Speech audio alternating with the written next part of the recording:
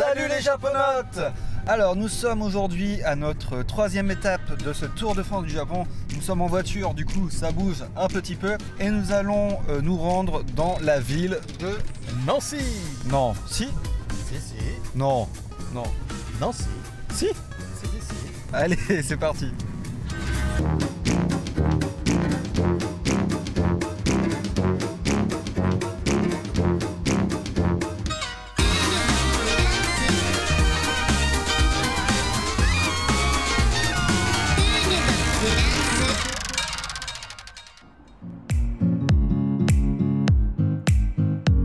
Et nous voici à Nancy avec nos guides qui sont juste derrière nous. On va retrouver Mathieu Et Cindy. du blog. en passant par le Japon. Et en passant par le Par le Japon. Et chaîne YouTube puisqu'il y a des vidéos, etc. Vous revenez d'un an de voyage au Japon en PVT. Et puis avec nous, on a également Irina qui se cache. Bonjour Irina. Bonjour.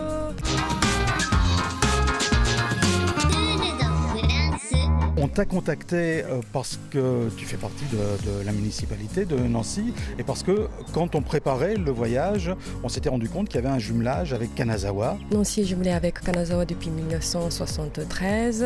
Il y a beaucoup d'échanges dans différents domaines. La culture, l'artisanat d'art, la santé, l'urbanisme, l'économie, le tourisme, le sport, le transport. Il y a une communauté japonaise assez importante à Nancy, dans la métropole du Grand Nancy. Nous avons des japonaises, notamment des japonaises, beaucoup de japonaises, femmes japonaises qui sont mariées avec un Français, qui sont installées, construisant un foyer, qui pratiquent des activités professionnelles. Et donc vous allez les rencontrer durant 12 jours. Eh ben c'est parti.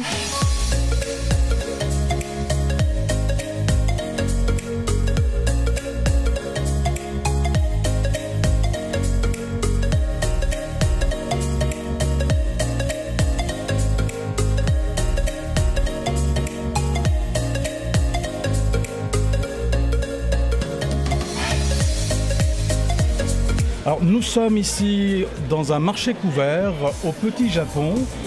Bonjour, merci de nous accueillir.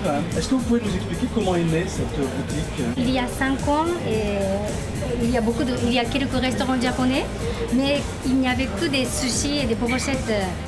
Donc je ne voulais pas que les Français pensent que la cuisine japonaise, il n'y a que ça. On voulait proposer des desserts traditionnels japonais, ça veut dire souvent avec haricots rouges, ce qui s'appelle anko.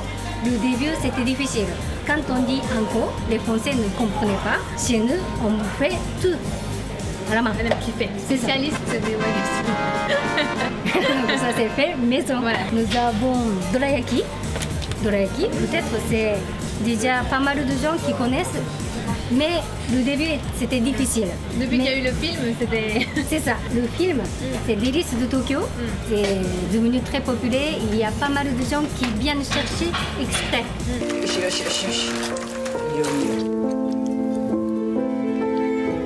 こんなの初めてです。 Et aussi, on propose des épiceries japonaises. Parmi tout ce que vous proposez, quels sont vos plats ou peut-être vos produits préférés? Chacun a un plat préféré. Mais par exemple, chez nous, ça marche très bien. C'est ravioli avec ravioli au poulet et beignets de poulet. Aussi, poulet teriyaki, c'est toute la viande, on achète bouché en face. On peut préparer plat végétarien. Déjà, il y a beaucoup de Français qui n'aiment pas du tout de tofu. Et on a réalisé des galettes avec tofu. C'est un plat qui plaît aussi beaucoup aux gens qui mangent la viande habituellement. Ils prennent aussi ça pour changer sans chercher forcément végétarien. Et okonomiyaki. Okonomiyaki, peut-être vous connaissez déjà. Donc végétarien, mais okonomiyaki. 2 jours par semaine, on fait des bento aussi. Donburi marche mieux que bento. C'est vrai, hein, mais c'est donburi marche mieux que bento. Ouais. Merci beaucoup, ça donne vraiment faim tout ce que vous venez de nous proposer. Merci beaucoup. Merci. Merci à vous. Merci.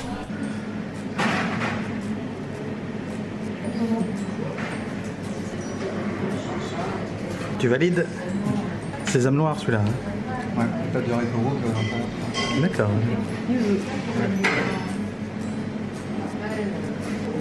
Je prends le rose. Parce qu'il n'y avait pas Violette.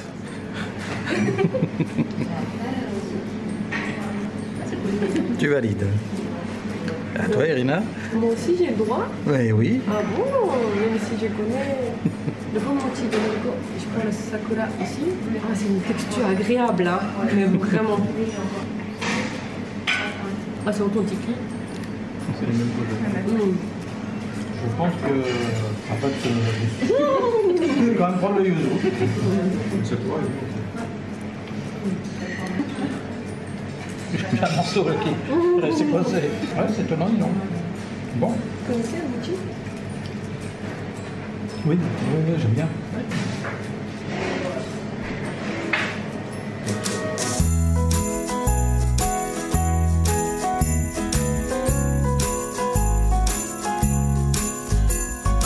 Florence Dossmann, bonjour, merci de nous accueillir sur la superbe place Stanislas qui est juste derrière nous. Vous vous occupez du tourisme ici à Nancy.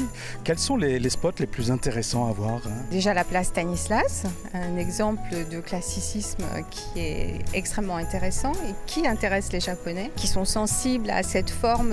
Il y a à la fois les lignes pures du classicisme et puis cette partie rococo, baroque dans les fontaines ou les dorures qui est extrêmement intéressante. Et puis il y a bien sûr l'école de Nancy et puis il y a la ville vieille, renaissance et moyenâgeuse qui présente un intérêt patrimonial et historique évident.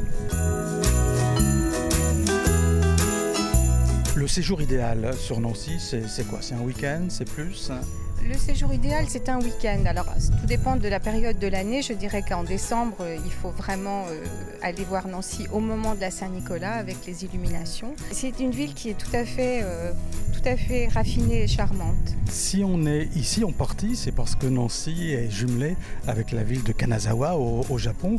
Est-ce que ça vous amène une clientèle, j'allais dire, en tout cas des touristes japonais grâce à ça? Oui, certainement.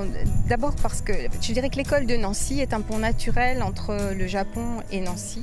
Et nous avons toujours une très important nombre de touristes japonais, de Kanazawa et d'ailleurs, mais cette école de Nancy qui tire ses sources d'inspiration du végétal, de l'animal et qui traite finalement les formes un peu d'une façon qui est très japonaise, est extrêmement intéressante. Pour un touriste japonais, il est ailleurs et en même temps il a des références et c'est toujours extrêmement intéressant de voir ce que les autres à l'autre bout du monde font avec les mêmes choses.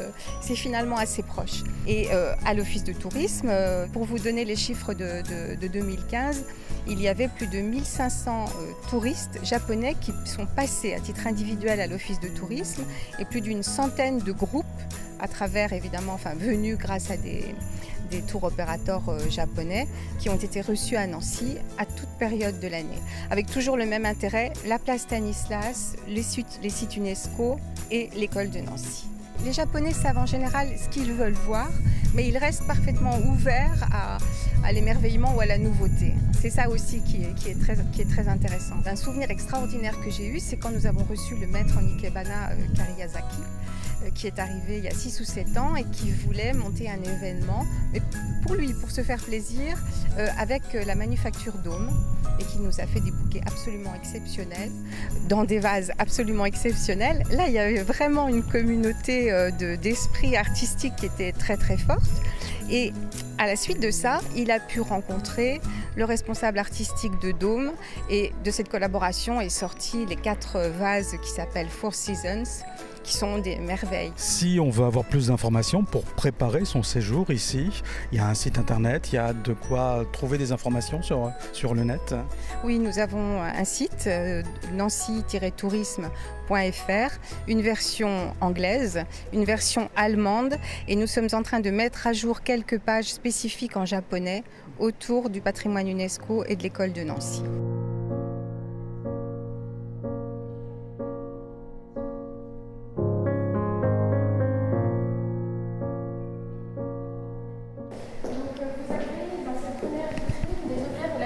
Au repas, à la cérémonie du thé, du saké et également au repas en plein air. Il y a 3 théâtres japonais traditionnels, donc le théâtre de No, Voilà, le théâtre Kabuki et le théâtre de Bunraku notamment. Ces acteurs en fait ont un véritable talent, c'est la capacité à déployer toute une nuance d'émotion à partir de ces masques aux expressions figées mais très puissantes. Et également ils s'aidaient en cela de leur gestuelle extrêmement codifiée, très lente, accentuée par des jeux d'ombre et de lumière. Donc ces masques en eux-mêmes portent toute l'atmosphère d'une pièce, également tout le caractère du personnage qui est censé être évoqué.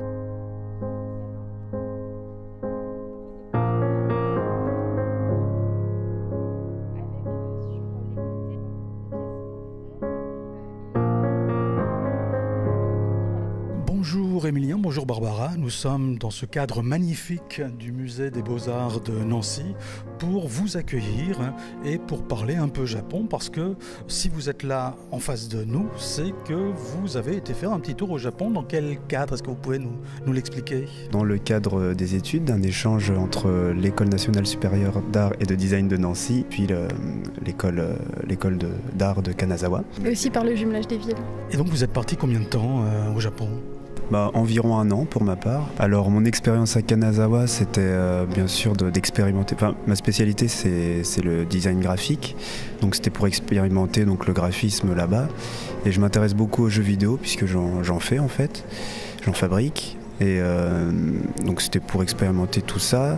Et j'ai aussi une pratique qui est axée autour du skateboard. Et donc c'était aussi rencontrer les personnes qui faisaient du skate là-bas et de mener des projets. Donc c'est ce qui s'est passé, ce qui s'est très bien passé aussi. C'était quelque chose d'extrêmement original. Je pense que c'est quelque chose qui fait évoluer en tout cas. Moi, je partais pour m'ouvrir l'esprit parce que j'étais un peu bloquée dans ma pratique en design, moi pour le coup de mobilier et puis d'objets en France. Le fait de pouvoir partir aussi loin dans une culture qui est complètement différente, on découvre d'autres manières de faire. L'artisanat a une importance vraiment primordiale. La démarche est extrêmement différente de la France aussi et justement, je pense que ça a été ma plus grande chance, c'est d'avoir réussi à intégrer aussi un peu le département d'artisanat et où j'ai pu expérimenter des techniques japonaises de céramique, de chaudronnerie, d'incrustation de métal, de fonderie, j'ai fait de l'urushi aussi, de la laque japonaise et ça c'est franchement, faut que je le dise, c'était une de mes plus belles expériences. Kanazawa, c'est pas forcément la première ville qu'on a en tête quand on veut aller au Japon. On va à Tokyo, on va à Kyoto, on va à Osaka par exemple, c'est ce qui a été notre cas. Si vous deviez donner envie d'aller à Kanazawa, des lieux éventuellement intéressants à les visiter dans cette ville, ce seraient lesquels? Forcément le musée d'art contemporain, vraiment très impressionnant. Et aussi il y a un petit musée, en fait c'est une ancienne maison ninja. C'est super intéressant en fait, c'est une maison avec... ils expliquent les pièges qu'il y avait dans la maison, etc. Et c'est vraiment très beau en termes d'architecture et puis même en termes d'histoire. Il y a plein de choses dont on ne se rendait pas compte par rapport à la période. Et je conseille cet endroit, vraiment. Moi, plutôt que de conseiller un lieu, en fait, je conseillerais vraiment Kanazawa et en tout cas les petites villes plutôt pour le contact humain. Parce que je pense que ce qui a fait aussi qu'on a pu aussi bien s'intégrer, nous, en tant qu'Européens, au sein de Japonais, c'est la taille de la ville. Parce que Tokyo, je pense que c'est beaucoup plus compliqué de rencontrer des Japonais, de se faire intégrer par les Japonais. Alors que là, c'est un contexte qui est différent, il y a très peu d'étrangers. Et après, je pense qu'Kanazawa a une richesse, c'est celle d'être à proximité de la mer et aussi des montagnes. C'est juste incroyablement beau, il y a des onsen partout, enfin les bains thermaux. Merci Barbara, merci Émilien. Et puis, bonne visite future au Japon.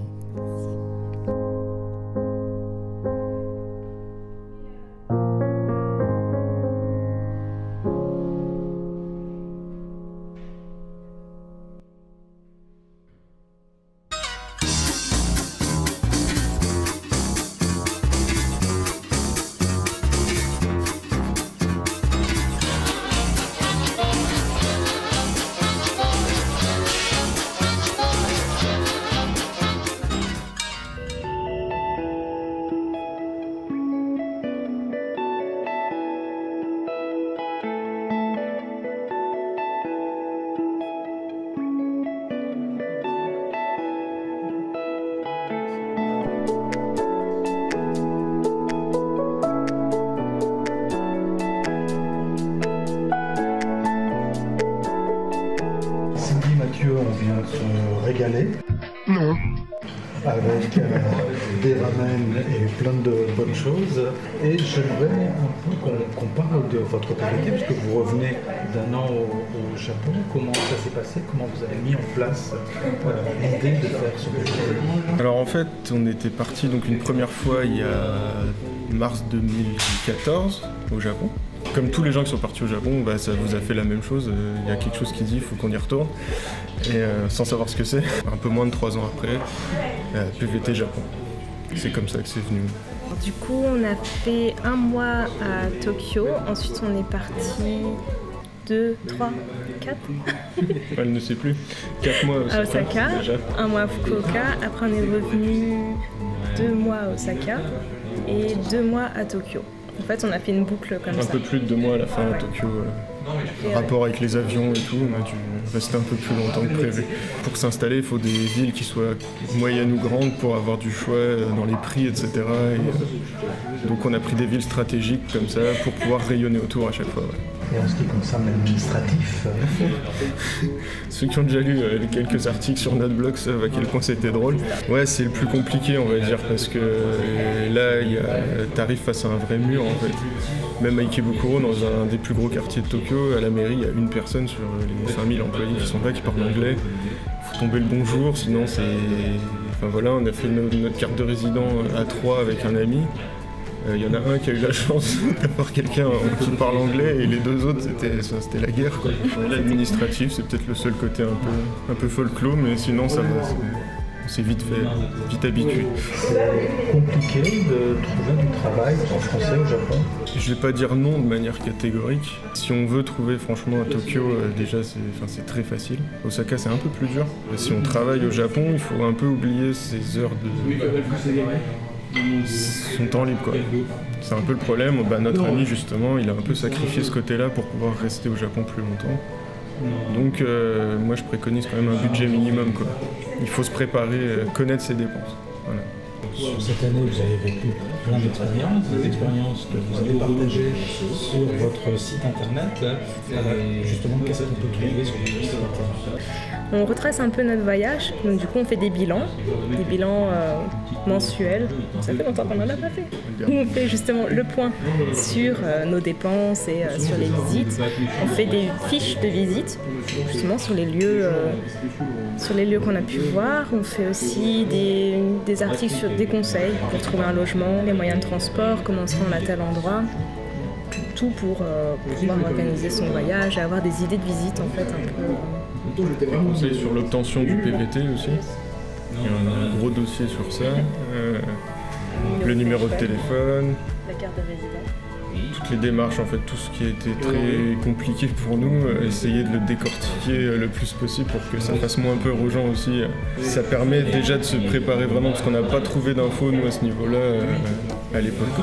Des photos, des jolies photos normalement. Beaucoup de photos et beaucoup de vidéos, enfin de plus en plus. Et des vidéos et on essaye de garder. Sur notre site, on essaye de faire des articles avec des photos, donc nos photos, de ne pas utiliser des photos prises ailleurs. Et on va parler essentiellement des endroits qu'on a visités. On ne fera pas d'articles sur des choses qu'on ne connaît pas.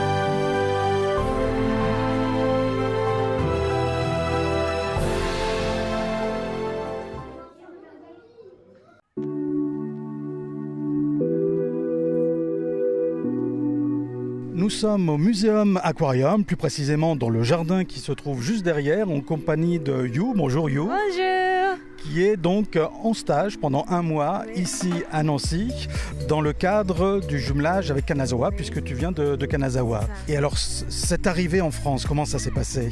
Moi, je suis très heureuse d'être venue ici. Comme depuis longtemps, je voulais vraiment venir en France, donc je suis toujours très contente de faire quelque chose, même s'il pleut beaucoup. La France, pour toi, avant de venir, c'était quoi? Ça représentait quoi? J'ai l'impression que c'est le pays très libre. Comme comparé avec les Japonais, la personnalité de la Français c'était très libre. J'ai pensé comme ça, j'ai imaginé. Et oui, c'était presque correct de mon impression ici. Tu avais donc une image de la France peut-être un peu idéale. Est-ce que cette image a changé depuis que tu es ici à Nancy? Oui, ça a changé un peu, je pense. Après que je suis venue en France, je vois les gens qui viennent de beaucoup de nationalités. Quelqu'un vient de l'Espagne, quelqu'un vient de la pays arabe. Donc maintenant j'ai l'image du pays de tout le monde. Et je vois tous les jours beaucoup de nationalités à Nancy. Alors également, juste avant de faire l'interview, tu nous as fait le plaisir, l'honneur de calligraphier le nom de Mission Japon. La calligraphie, tu la pratiques depuis ton enfance? Ah oui, c'est ça, depuis très longtemps. Juste avant que je suis rentrée à l'école primaire, j'ai commencé à apprendre la calligraphie par ma famille.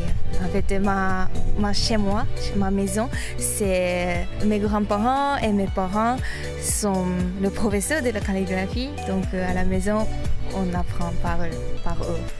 Il faut combien de temps pour être un ou une bonne calligraphe?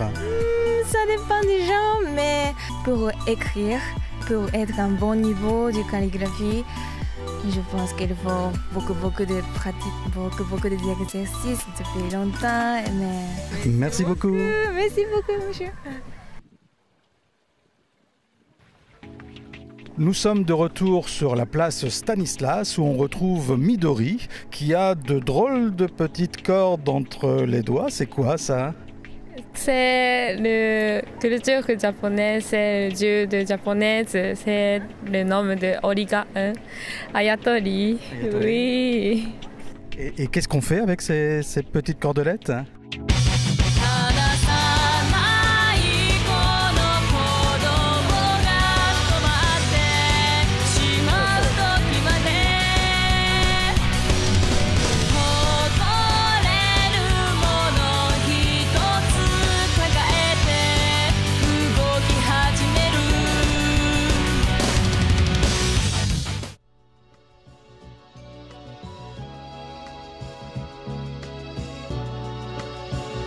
L'école de Nancy, sa spécificité, c'est cette proximité avec la nature. Et cette proximité avec la nature, ça parle évidemment beaucoup aux Japonais. Et en fait, cette rupture qu'on a eue en Occident entre culture et nature, qui au Japon ne s'est pas développée, les artistes de l'école de Nancy ont cherché à revenir dessus. C'est base de la nuit japonaise. Donc avec un décor de fleurs de pommier. Et puis avec un papillon sur le côté, on voit bien la dimension poétique avec un verre qui est très sombre, qui souligne cette nuit japonaise. Et on cherchait à développer cette proximité, ce lien privilégié avec la nature. Et la nature, c'est la principale source d'inspiration de l'école de Nancy à ce titre.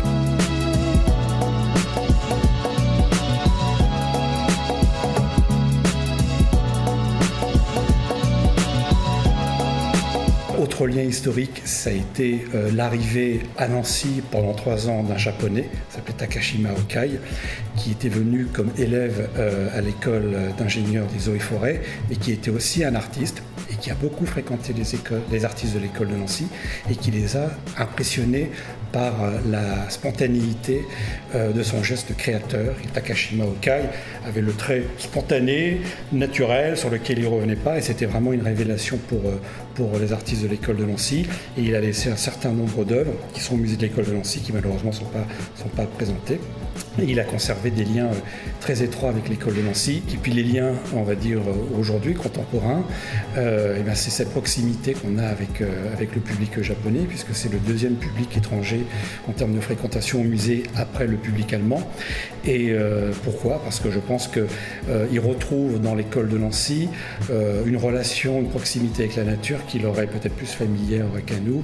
Et en tout cas, il visite avec autant d'intérêt les œuvres qui sont présentées dans le musée que le jardin qui entoure le musée et dans lequel on a essayé de faire pousser les espèces végétales qui justement sont présentes sur les œuvres et qui ont influencé les artistes de l'école de Nancy. Et les liens aujourd'hui se poursuivent aussi au niveau de la coopération culturelle, puisqu'on a régulièrement des prêts avec les musées japonais. Vraiment, le Japon, c'est une place très importante dans l'école de Nancy hier et aussi aujourd'hui. Merci beaucoup. Je vous en prie. Nous avons le plaisir d'avoir avec nous Loïc qui a fait un stage pendant un mois, l'été dernier, au mois d'août, à Kanazawa, dans le cadre du jumelage de Nancy avec la ville japonaise. Comment tu as pu faire ce stage ? Pur hasard. Un pur hasard. C'était vraiment un pur hasard. Je faisais mes études à Nancy. Et en même temps, à côté de ça, dans une association, je prenais des cours de japonais. J'étais en dernière année de master, je faisais mon stage et puis tout d'un coup, je reçois un appel de professeur de japonais. Et à l'issue de l'appel-là, elle me dit, voilà, je connais des gens à Nancy. Nancy est jumelée avec Kanazawa, ils organisent un stage de 1 mois en août. S'il y a 2 places, il en reste une. Est-ce que ça te dit de venir ? On était sous la direction de la mairie, mais on n'avait pas le même travail à faire pendant 1 mois. Ce qui était super. Déjà, on était super bien accueillis. Le planning, il était au carré, ils avaient tout prévu à l'avance, il n'y avait aucun quiproquo, il n'y avait aucune information manquante. Déjà là-dessus, ils étaient très pro. On a commencé par travailler pendant 4 jours dans ce qu'ils appellent des crèches. Donc chez eux, les crèches, en fait, crèche, c'est la traduction française du mot qu'ils emploient en japonais, je crois, je vais demander Hoikusho. Voilà. Et en fait, c'est des crèches maternelles, c'est-à-dire il y a des enfants, dès qu'ils sont en bas âge, on les met là-dedans en crèche pour qu'ils soient gardés pendant que les parents sont au travail. Mais en même temps, ils font toute leur scolarité, ils font toute leur maternelle jusqu'à l'âge de 5 ans. Ils m'ont envoyé ensuite dans la bibliothèque de Tamagawa, où je devais non seulement aider, par exemple, à enregistrer des empreintes de livres, à ranger des livres, mais également à participer à un projet où le but, c'était de prendre des livres qu'ils avaient pour enfants français, de les traduire en japonais, puis ensuite, devant plusieurs petits-enfants, lire le livre en français et à côté, un autre membre de la bibliothèque faisait la lecture et la traduction en japonais, quoi. Et en plus de ça, on avait travaillé encore à l'Université des Beaux-Arts à Kanazawa. Il y avait plein de petits boulots. Moi, il n'y a rien à dire, c'était parfait, quoi. Et en plus de ça, on avait beaucoup de liberté après pour faire un peu nos visites, nos touristes. Merci Loïc. Merci à vous. Bonjour Thomas. Bonjour. Nous sommes ici à la maison Kanazawa pour parler d'Agnest. Alors c'est une convention qui est organisée par des étudiants des écoles des mines de Nancy et de Télécom Nancy, qui a lieu chaque année en novembre pour un peu promulguer la culture japonaise, ainsi que ouvrir un petit peu les jeux vidéo et mangas à plus de personnes possible. Au début c'était vraiment des cérémonies traditionnelles, comment servir le thé, organiser des bouquets de fleurs. Il y avait plusieurs dojos qui étaient invités, présenter certains arts martiaux. Il y avait, alors après c'était aussi présentation également de tout ce qui était manga, de la calligraphie, dégustation de produits typiquement japonais. Alors on proposait du bubble tea, on proposait des makis et sushis qu'on faisait nous-mêmes. Voilà, et petit à petit c'est développé, on a rajouté d'autres propositions. On a des créateurs, maintenant on a beaucoup de créateurs qui viennent, personnes qui présentent pas forcément en lien avec le Japon, mais qui ont un style un petit peu oriental et qui ont envie de présenter leur création. Au fur et à mesure que ça a grandi, on a eu des boutiques qui se sont ajoutées plus professionnelles. Personnes qui venaient pour présenter soit des figurines, soit des stands un peu plus gros pour proposer des activités différentes. On a eu toujours des chanteurs, des concours de cosplay, des personnes qui pouvaient venir comme ça pour présenter ce qu'ils pouvaient faire. Et au fur et à mesure que la convention a évolué, a grandi, on a eu, on a pu proposer des animations de plus en plus intéressantes. Merci Thomas. Merci. Nous sommes toujours à Nancy où il fait pas très beau aujourd'hui. Donc on s'est mis à l'abri dans la maison Kanazawa qui est un lieu où on peut manger japonais. Bonjour, qu'est-ce qu'on peut trouver de bon chez vous? Je propose la cuisine japonaise traditionnelle entre guillemets. J'ai 4 sortes de bento, bento poulet, bento viande, bento poisson et également végétarien. Ça fait 3 mois qu'on est ouvert et au début c'est vrai que à chaque client il fallait expliquer ce que c'est bento. Il y a pas mal de gens qui connaissent, plutôt des jeunes. Je propose un bento et une pâtisserie et une boisson. Et à la base je suis pâtissière, pâtisserie française. Donc moi je ne sais pas faire la pâtisserie japonaise, mais je vais faire la pâtisserie française à la saveur de Japon, comme du thé vert, du gingembre, de yuzu. Merci beaucoup pour vos réponses. On peut rappeler, on peut en tout cas donner l'adresse de la maison Kanazawa. Ça se trouve où à Nancy? 163 rue du Sergent Blandan à Nancy. Merci beaucoup.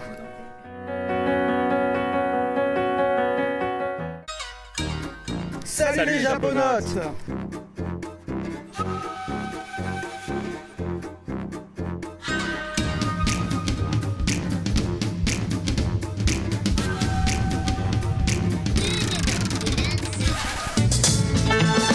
Nancy. C'est fini et dire que c'était la ville de... L'épisode 3. Nancy. C'est fini.